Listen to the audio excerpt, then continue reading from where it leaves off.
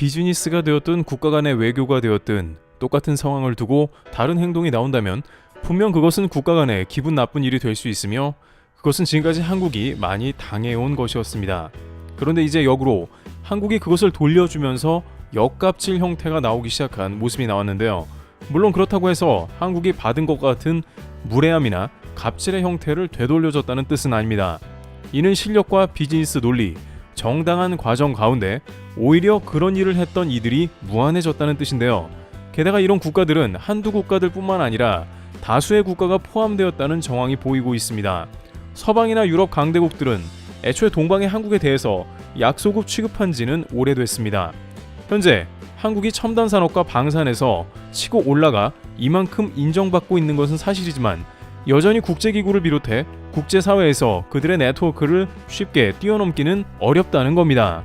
게다가 최근 방산 납품에 있어서도 독일을 비롯 다양한 유럽 국가들의 방해가 암암리에 있었고 그들은 유럽 영내 조달이라는 구호를 내세우며 한국에는 무상 지원을 강조하기도 했습니다. 게다가 서방은 물론이거니와 제3세계에서도 한국에 대한 취급은 다소 황당했는데요. 예를 들어 인도네시아를 생각해보면 같은 방산인데 국가에 따라 행동이 다름을 알 수 있습니다.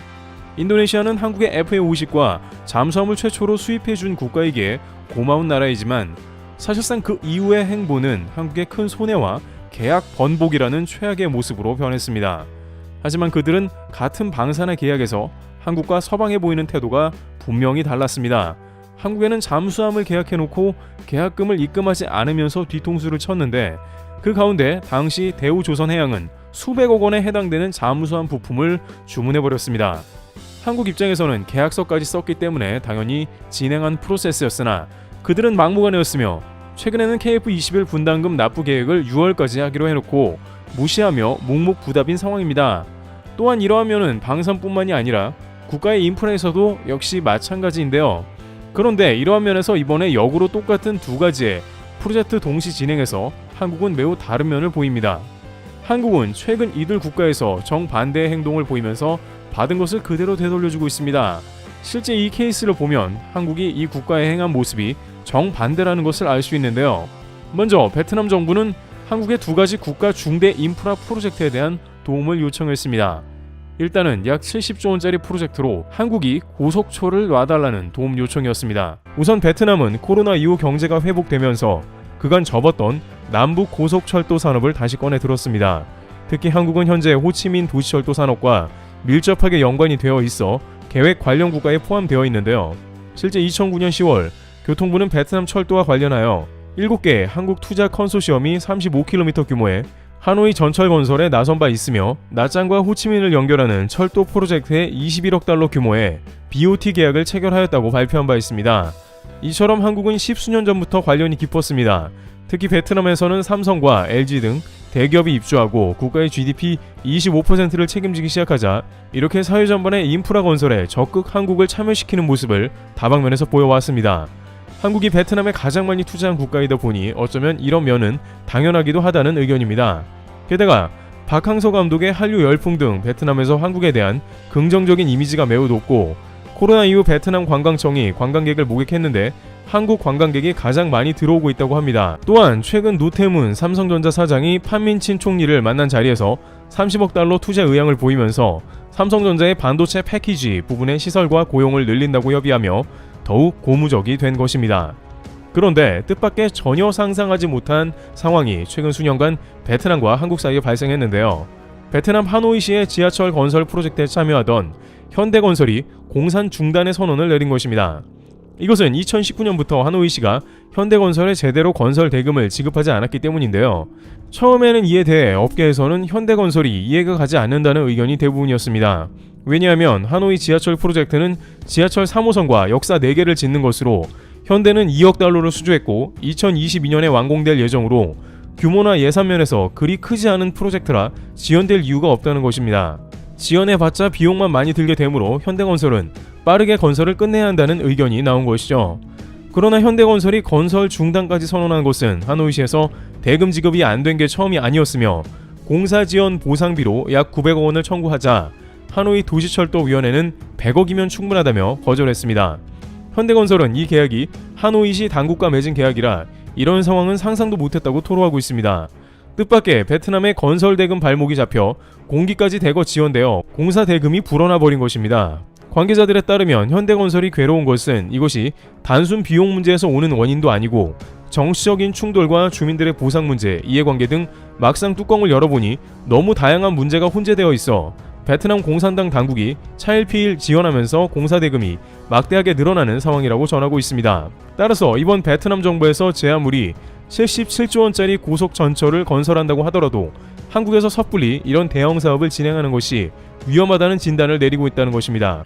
그 다음 베트남에서는 또한 신공항을 건설해달라는 프로젝트였고 이 역시 8조 원 규모였는데요. 베트남의 항공 인프라 확장과 동시에 정부에서 추진하는 야심찬 국책 프로젝트임이 분명합니다. 실제 베트남은 코로나 이후 즉각 물류를 비롯해 관광사업 확장 등 신공항이 절실한 상황이기도 하기 때문에 이는 사업을 추진하는 일부 국가들이 군침을 흘릴 수도 있는 대형 프로젝트라는 평가가 잇따르고 있습니다. 한국은 현재 전 세계 다양한 신공항을 수주하면서 대단히 공사를 진행하고 있는 상황이기도 합니다. 특히 한국의 신공항 프로젝트 중에 페루의 친체로 신공항 건설 방향은 베트남 구미를 당기기에 충분한데요. 한국은 페루의 세계 7대 불가사의인 마추픽추 관문인 친체로 공항을 건설함과 동시에 인근의 스마트시티를 동시에 추진하면서 공항과 도시를 함께 발전시키는 프로젝트에 들어갔다는 겁니다. 안 그래도 베트남 당국은 한국의 신도시 건설 기술을 도입해 다양한 프로젝트가 이미 진행된 바 있습니다. 그러다 보니 베트남 신공항에서 한국의 기업들이 러브콜을 받고 있는 것은 당연한 맥락이기도 합니다. 여기에 앞서 언급된 한국의 공항 운항 능력은 전 세계에서 최고로 여겨지고 있습니다. 쿠웨이트, 튀르키예 등 중동 최고 규모의 공항이 오픈할 때마다 한국이 컨설팅에 참여하기도 했으며 쿠웨이트 국왕은 제4터미널 준공식에서 직접 나와 인천공항의 노하우가 이식됨을 자랑스럽게 여기며 한국이 세계 최고의 공항으로 거듭나게 하는 것을 의심치 않는다며 극찬하기도 했습니다. 베트남에서도 더욱 한국에 대해서 러브콜을 보내고 있는 것은 바로 이 공기를 지키는 점입니다. 50억 달러, 약 6조 원 이상이 투입되는 대규모 국책사업에 지원은 허용되지 않기 때문입니다. 정확한 기간에 공사를 마치는 것이 경쟁력이며 중요한 것은 이제 준비가 됐다는 이야기입니다. 실제 베트남 당국은 지금까지 이 롱탄 국제공항의 가장 큰 문제였던 보상 문제를 해결한 걸로 보입니다. 최근 5년 넘게 롱탄 공항이 착공하지 못했던 것은 주민 보상이 제대로 이루어지지 않았다는 점입니다. 그러나 베트남 정부는 보상위원회와 사업 타당성 검토를 마치고 토지 보상을 끝낸 것으로 전해집니다. 그것에는 거주민 이전 문제를 비롯해서 농작지에 대한 헥타르당 보상 금액을 협상해서 모두 끝낸 것입니다. 지금까지 지지부진하던 보상 문제를 빠르게 베트남 정부가 해결한 것은 바로 경제 살리기 때문입니다. 베트남 업계는 코로나 이후에 베트남의 경제 성장률을 최대 2자리까지 지속되는 상황이라고 판단하고 있고 이에 항공 물류가 급선무되기 때문이며 베트남 남부 최대의 호황이 올 것으로 기대한다는 이야기입니다. 그런데 터미널 건설 이전에 예상과는 다른 장면들이 펼쳐지면서 베트남을 당황하게 하고 있는데요. 작년 하반기에 있었던 터미널 입찰을 취소하면서 공항 오픈이 전격 지연되어 버린 것입니다. 앞서 논의된 대로 본래 2025년에 오픈할 공항이었으나 이번 취소로 개장 자체가 언제 될지 모르는 상황인데요. 이에 대해서 입찰 실시 때 기업들이 입찰하지 않았거나 혹은 베트남 당국의 일방 취소라는 말이 나오는데 분명한 것은 둘 다 좋지 않은 케이스라는데 이에 대한 이유가 있다는 의견도 나옵니다. 베트남 당국은 신공항 경험이 많은 한국의 현대건설과 삼성물산 등에 대해 제안을 한 걸로 전해지는데요. 전격 입찰이 취소되면서 이제 재입찰을 준비하는 상황에 놓였고 공항 오픈도 전격 미뤄진 것입니다. 이처럼 베트남에서 한국에 거의 100조 원에 달하는 인프라 프로젝트를 제시하며 도움을 청했으나 한국에서는 기존 대금 회수 문제를 비롯해 저렇게 초대형 프로젝트를 맡을 경우에 앞으로 회수조차 불가능할 가능성이 크기 때문에 결국에는 마다하는 분위기가 나왔다는 겁니다. 그런데 공교롭게도 이렇게 고속철도와 신공항 프로젝트를 동시에 요구하는 국가가 나왔는데요. 이 국가에 대해서는 한국이 매우 협조적이며 곧 계약하거나 협약이 오가는 모습을 보였다는 겁니다. 이는 바로 폴란드인데 폴란드에서는 신공항과 더불어 고속철도를 한국에 건설 요청했습니다. 공항의 경우 지분을 나누는 차원이며 고속철도는 공항과 도시 등을 잇는 프로젝트 형태입니다. 이미 고속철도 설계는 한국에 맡기기로 했으며 이제 건설 관련 프로젝트를 진행 중인데요. 이에 현대로템은 폴란드에서 현지 생산과 기술 이전을 바탕으로 한 사업에 합의한 것으로 파악되고 있습니다. 아직 최종 사인까지는 가지 않았으나 고속철 사업의 경우 이미 폴란드 바르샤바 트램 사업을 진행했고 다양한 분야에서 한국과 사업을 진행하는 폴란드는 확실히 중국보다 한국을 선호하는 모양새입니다. 그런데 부가가치가 높은 고속철 사업은 누구나 선호하지만 베트남과는 온도차가 보인 이유가 있는 것이 폴란드에서는 대금 지급에 적극적이며 베트남과는 전혀 다른 정부의 태도가 있다는 사실입니다.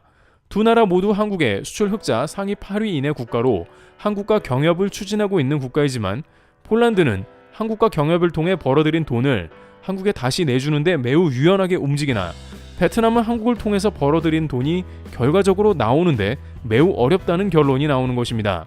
베트남에서는 똑같은 신공항 사업과 고속철도 사업을 폴란드만 잘해주느냐 항의할 수 있습니다만 한국에서는 이제 오히려 한국의 확실한 대금 지불과 진지한 자세로 임하는 이들을 우선 택하는 모습입니다. 트래블TV였습니다. 감사합니다.